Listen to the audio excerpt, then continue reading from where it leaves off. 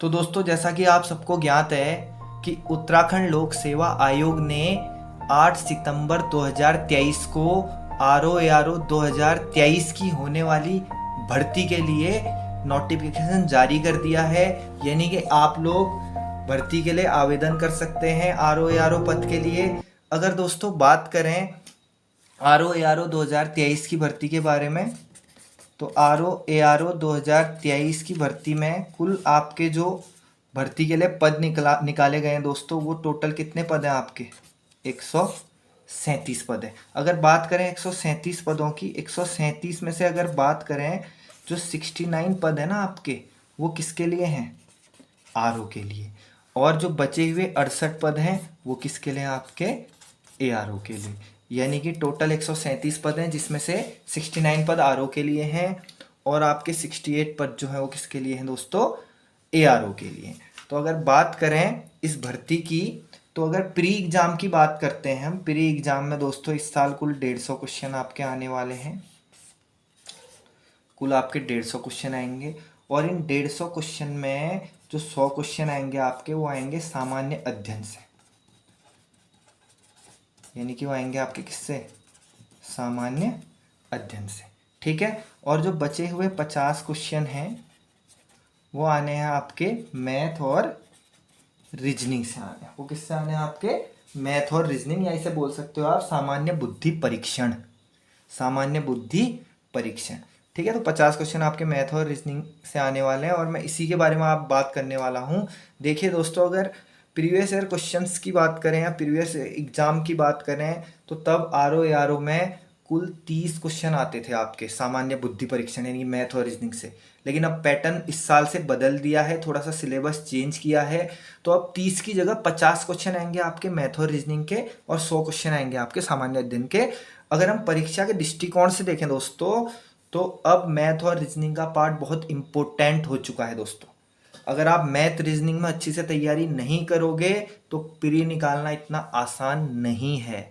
तो मैं इसी लिए आप लोगों के साथ आया हूँ, ताकि मैं आपको ROARO 2023 के लिए मैथ और रीजनिंग की अच्छी से प्रिपरेशन करा सकूँ और आप लोगों को प्री निकालने में पूरा साथ दे सकूँ।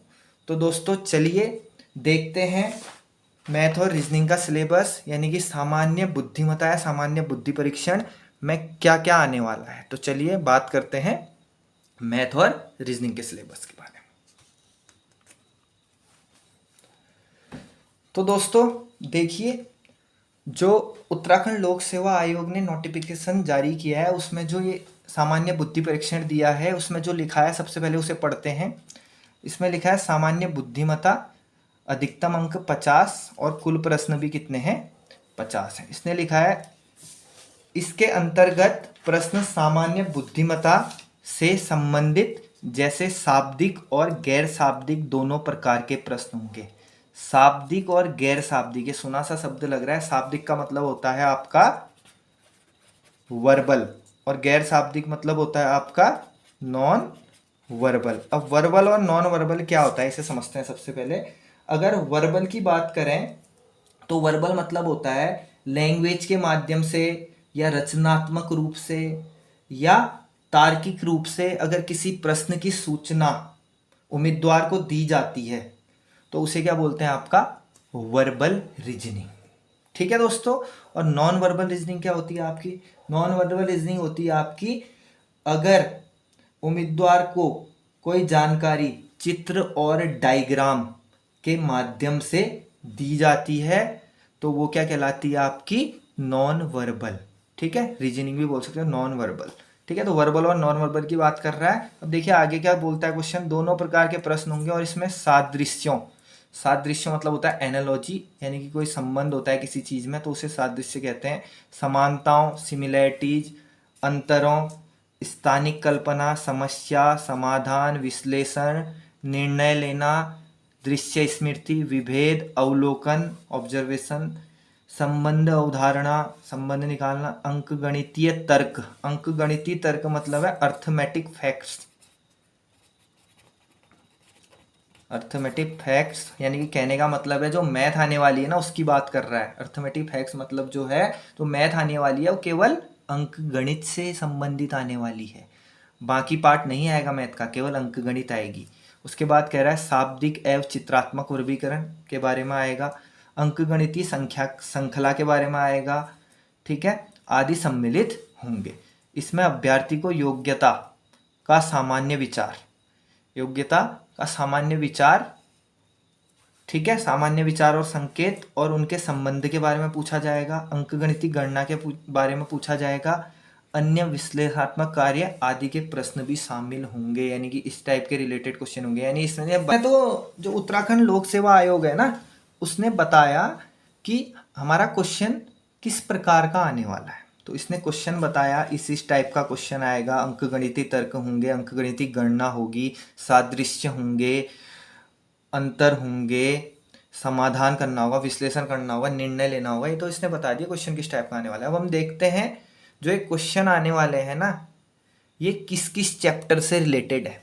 तो मैं अब बताने वाला हूँ आपको आगे कि कौन कौन से चैप्टर हमने रीजनिंग और मैथ में तैयार करने होंगे, ताकि हम 50 में से ना आराम से 40 प्लस मार्क्स लेके आए। तो सबसे पहले मैं आपको चैप्टर बताऊंगा रीजनिंग के, कि रीजनिंग में कौन कौन से चैप्टर्स हैं जिनसे ये क्वेश्चंस रिलेटेड है, ठीक है। तो सबसे पहले चलते हैं रीजनिंग की तरफ। तो सबसे पहले हम देखते हैं रीजनिंग का चैप्टर वाइज सिलेबस। तो रीजनिंग के चैप्टर वाइज सिलेबस की अगर बात करूं तो सबसे पहला जो आपका चैप्टर होगा ना, वो होगा वर्णमाला परीक्षण तथा शब्दों का तार्किक क्रम, यानी कि alphabetical series and logical sequence of word, यानी कि तार्किक क्रम में जो सीक्वेंस होगा शब्दों का, और साथ में अल्फाबेटिकल टेस्ट, यानी अल्फाबेट मतलब जो वर्णमाला होगी ना, उससे रिलेटेड क्वेश्चन आएंगे। कभी उनको आगे से काउंट किया जाएगा, कभी पीछे से, कभी दाएं से, कभी बाएं से, तो सारा रिलेटेड रहेगा इससे। तो अल्फाबेटिकल अगर सीरीज की बात करूं तो यहाँ से ना 2021 में भी एक आर का पेपर हुआ था, तो 2021 में यहाँ से क्वेश्चन आया हुआ है, तो इसको भी हमने अच्छे से पढ़ना पड़ेगा, ठीक है। अगले चैप्टर की बात करता हूँ coding and decoding. Coding and decoding की बात करें तो कोडिंग एंड डिकोडिंग के ना 2016 का जो एग्ज़ाम हुआ था ना आर का, उसमें 2 क्वेश्चन आए हुए हैं, और 2021 में भी एक एग्ज़ाम हुआ था, उसमें 3 क्वेश्चन आए हुए हैं। मतलब बहुत इंपॉर्टेंट क्वेश्चन है कोडिंग डिकोडिंग, 5 क्वेश्चन आए हुए हैं। अगर हम प्रीवियस ईयर के क्वेश्चन पेपर पकड़ के देखें तो 5 क्वेश्चन इसी चैप्टर से आए हुए हैं। उसके बाद करें अगर हम अगला चैप्टर सीरीज, जो तीसरा चैप्टर है हमारा, तो सीरीज से भी ना 3 क्वेश्चन आए हुए हैं भाई साहब 2016 में, बड़ा इंपॉर्टेंट सा चैप्टर लग रहा है ये भी। और 4 क्वेश्चन आए 2021 में, यानी कि बहुत इंपॉर्टेंट क्वेश्चन है ये भी। अब अगर बात करें सादृश्यता तथा वर्गीकरण, यानी एनालॉजी एंड क्लासिफिकेशन की, तो एनालॉजी से 2021 में एक पेपर हुआ था आर का, एक क्वेश्चन उसमें आया है। अगला चैप्टर अगर देखें संख्या एवं पदानुक्रम, तो संख्या एंड पदानुक्रम में भी एक क्वेश्चन आपका आया है 2021 वाले में, तो ये भी इम्पोर्टेंट है परीक्षा की दृष्टि से, ये भी चैप्टर इम्पोर्टेंट है। फिर अगला चैप्टर है आपका ब्लड रिलेशन, यानी कि रक्त संबंध। अगला चैप्टर है हमारा रक्त संबंध, और रक्त संबंध की अगर बात करूं 2016 का पेपर उठा लो और उसमें देख लो 2 क्वेश्चन आए हुए हैं रक्त संबंध में, मतलब हमने ये चैप्टर भी अच्छी से तैयार करना है। उसके बाद अगर बात करें अगले चैप्टर की, 7वां चैप्टर जो है हमारा डायरेक्शन एंड डिस्टेंस। अगर डायरेक्शन एंड डिस्टेंस की बात करूं तो 2016 में ना 2 क्वेश्चन आए हैं, क्वेश्चन पेपर पकड़ के देख लेना अगर आपको मुझ पर विश्वास नहीं हो रहा तो। और अगर बात करूं एक 2021 में भी एग्जाम हुआ था, उसमें भी आपके 2 क्वेश्चन आए हुए हैं, उठा के देख लो आप क्वेश्चन पेपर, यानी कि ये भी इम्पोर्टेंट है। उसके बाद है प्रॉब्लम सॉल्विंग। अभी तक प्रॉब्लम सॉल्विंग से कोई ऐसा क्वेश्चन आया नहीं, लेकिन आ सकता है, ऐसा नहीं है कि जिससे आया नहीं होगा उससे नहीं आएगा, उसको भी तैयार करना है हमने, हल्के में नहीं लेना कुछ भी चीज़। उसके बाद गणितीय संख्याएं एवं अंकगणितीय तर्क शक्ति, ये चैप्टर है। तो इससे भी अभी डायरेक्ट क्वेश्चन तो नहीं दिखा, क्या पता कोई घुमा फिरा के आया हो। उसके बाद हमारा 10वां चैप्टर है वेन आरेख, वेन डायग्राम। तो वेन डायग्राम में अगर आप आर ओ 2021 का पेपर उठा के देखेंगे तो 2 क्वेश्चन आए हुए हैं इससे, एक ही पेपर में 2 क्वेश्चन, तो ये भी इम्पोर्टेंट है। उसके बाद अगर बात करें न्याय निगमन, या इसको बोलते हैं सिलोगिज्म, सिलोगिज्म से भी अगर आप पेपर उठा के देखेंगे तो एक क्वेश्चन 2021 में आपका आया है, तो इसे भी हम तैयार करेंगे, ठीक है। और बौद्धिक तर्क शक्ति, लॉजिकल रीजनिंग, ठीक है। लॉजिकल रीजनिंग की अगर बात करें तो लॉजिकल रीजनिंग से भी डायरेक्ट क्वेश्चन नहीं आया, लेकिन आ सकता है, इंपॉर्टेंट चैप्टर ये भी है। तो बौद्धिक तर्क शक्ति हमारा 12वां चैप्टर है। उसके बाद अगला चैप्टर है 13वां, घड़ी एवं कैलेंडर। उत्तराखंड में जो भी एग्जाम होता है जरूर यहाँ से एक क्वेश्चन आता है, घड़ी और कैलेंडर, तो इसको अच्छी से तैयार करेंगे। तो अगर बात करूँ घड़ी से तो 2016 में भी एक क्वेश्चन आया था और 2021 में भी एक क्वेश्चन आया था। और अगर कैलेंडर की बात करूँ, कैलेंडर में 2021 वाले पेपर में एक क्वेश्चन आया था। तो ये बड़ा फेवरेट क्वेश्चन है यहाँ पे ना, उत्तराखंड लोक सेवा आयोग का बड़ा फेवरेट क्वेश्चन। तो इसको तैयार करेंगे अच्छे से चैप्टरों को। फिर उसके बाद देखते हैं हम अगला चैप्टर कौन सा है रीजनिंग का, जो इम्पोर्टेंट है परीक्षा के दृष्टिकोण से। तो अगले चैप्टर की बात करूं तो अगला चैप्टर है आपका सीटिंग अरेंजमेंट। 13वां चैप्टर जो है आपका कौन सा है, सीटिंग अरेंजमेंट। और अगर सीटिंग अरेंजमेंट की बात करूं 2016 का जो एग्ज़ाम हुआ था उठा के देख लेना, एक क्वेश्चन आया हुआ है। और अगर बात करें 2021 में जो आर हुआ था उसमें भी 2 क्वेश्चन आए हुए हैं, यानी कि सीटिंग अरेंजमेंट भी बहुत इंपॉर्टेंट है परीक्षा के दृष्टिकोण से। तो ये जो 13 चैप्टर मैंने बताए ना, ये आपके हैं वर्बल रीजनिंग के पार्ट। तो 13 चैप्टर वर्बल रीजनिंग के पार्ट हैं और परीक्षा की दृष्टिकोण से बड़े महत्वपूर्ण चैप्टर हैं, ठीक है। और अगर कोई छोटा मोटा चैप्टर छूटा होगा तो वो हम आगे जब सिलेबस स्टार्ट करेंगे अगले हफ्ते से ना, वो मैं आपको बता दूंगा। तो ये वर्बल रीजनिंग के मैंने चैप्टर बताया आपको। अब मैं बताऊंगा नॉन वर्बल रीजनिंग में कौन कौन से चैप्टर आते हैं। तो नॉन वर्बल रीजनिंग की अगर बात करें दोस्तों तो सबसे पहला चैप्टर है क्यूब एंड डाइस, यानी घन एवं पासा। घन एवं पासा, अगर घन एवं पासा की बात करूं तो 2016 में पासे से एक क्वेश्चन आया है, उठा के देख लेना आप। तो ये भी परीक्षा के दृष्टिकोण से इम्पोर्टेंट है। उसके बाद चित्रों को पूर्ण करना तथा चित्र रचना एवं विश्लेषण, completion of figures and figures formation and analysis, यानी कि चित्रों को कंप्लीट करेंगे और चित्रों की रचना करेंगे और उसका विश्लेषण भी करेंगे।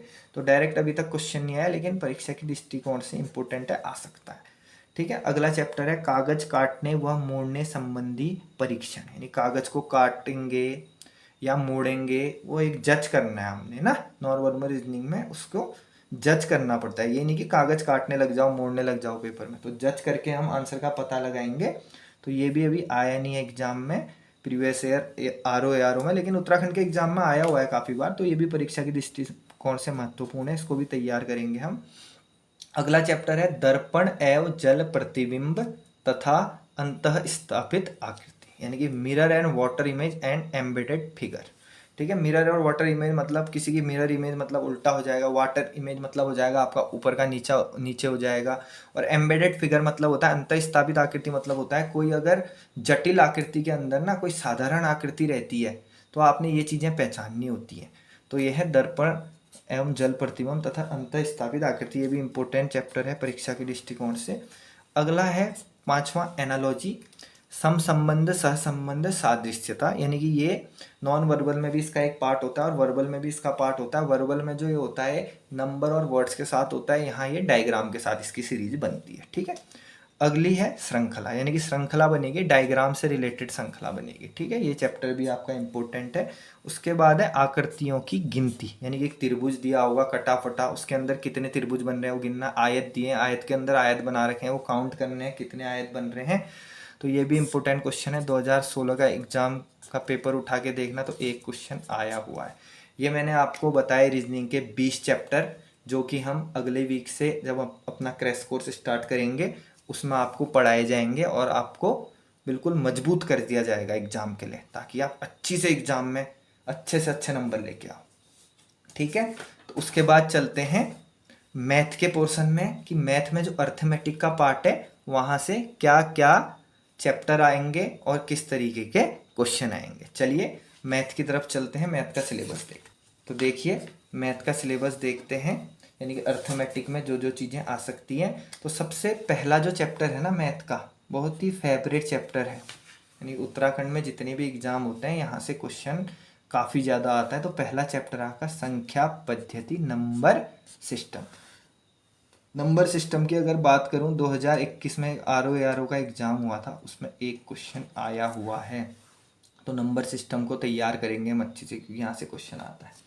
उसके बाद अगला चैप्टर है हमारा, दूसरा चैप्टर है HCF LCM, यानी कि HCF LCM से भी क्वेश्चन आने की उम्मीदें रहती हैं।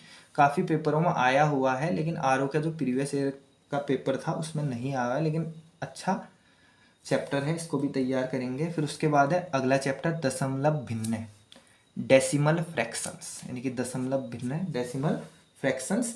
यहाँ से भी आपका क्वेश्चन आया हुआ है। अगर आप 2016 का पेपर उठाएंगे तो आपको यहाँ से एक क्वेश्चन मिलेगा, तो ये भी अच्छा सा क्वेश्चन है। उसके बाद है सिंप्लीफिकेशन, सरलीकरण, यानी कि हमने नंबर्स को सिंप्लीफाई करना होता है। तो अगर बात करें सिंप्लीफिकेशन की, तो सिंप्लीफिकेशन का भी जो एक क्वेश्चन आया है 2016 में आया हुआ है RO में, आप उठा के देख लेना पेपर को, आपको मिल जाएगा।